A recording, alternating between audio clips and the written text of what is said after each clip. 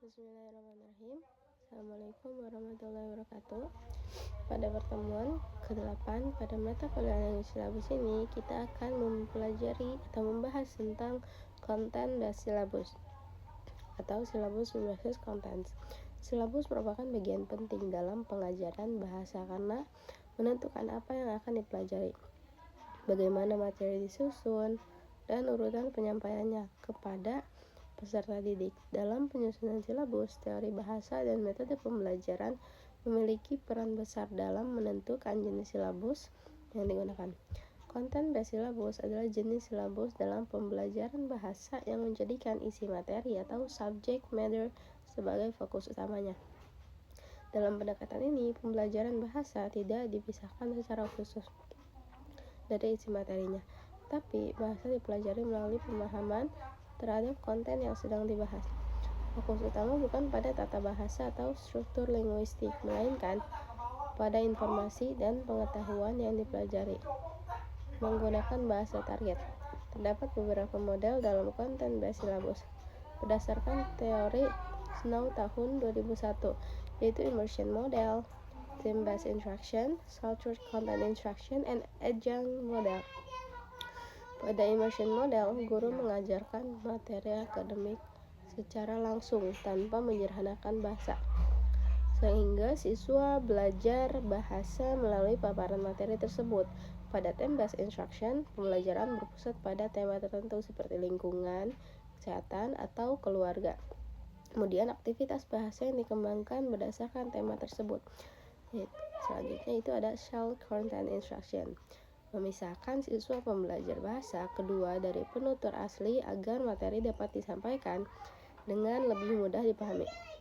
Sedangkan adjunct model menghubungkan pembelajaran bahasa dengan mata kuliah akademik sehingga keduanya saling mendukung, terutama di tingkat universitas. Content-based syllabus memiliki beberapa kelemahan. Pertama, pendekatan ini mampu mengintegrasikan pembelajaran bahasa dan pengetahuan materi secara bersamaan. Siswa tidak hanya belajar bahasa, tapi juga memperoleh pengetahuan akademik yang bermakna. Kedua, pendekatan ini dapat meningkatkan kemandirian belajar dan kemampuan berpikir kritis karena siswa terlibat dalam aktivitas seperti diskusi, presentasi, dan tugas terbuka.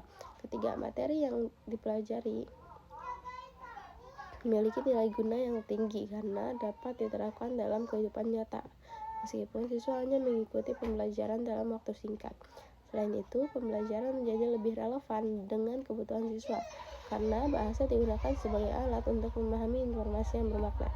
Namun, content-based syllabus juga memiliki beberapa kelemahan, yaitu pembelajaran bahasa terjadi secara tidak langsung sehingga struktur bahasa tertentu tidak selalu dipelajari secara sistematis.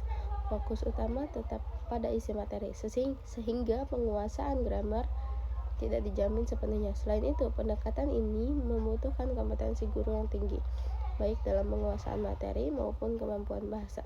Guru juga perlu memahami bahwa kebutuhan siswa cocok diterapkan di semua konteks pembelajaran, karena setiap situasi memiliki kebutuhan dan kondisi yang berbeda. Contoh penerapan content-based syllabus dapat dilihat pada topik lingkungan globalnya.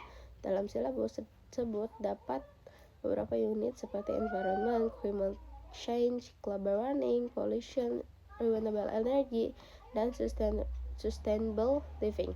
Setiap unit memiliki fokus materi, tujuan bahasa, dan aktivitas pembelajaran dan penilaiannya.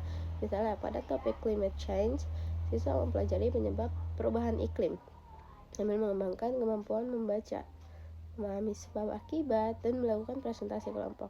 Pada topik global warming, siswa dapat melakukan debat mengenai dampak pemanasan global sambil mempelajari komparatif dan superatif. Ada 3 yang saya highlight di sini. The first is the content-based syllabus focus on language learning through content. In this approach, language is learned through understanding the material or subject matter, not just grammar or language structure. The main focus is on meaningful content so that students learn the language while acquiring new knowledge. The second is there are several content-based syllabus models. This model includes immersion model, time-based instruction, and sheltered content instruction, and the adjunct model.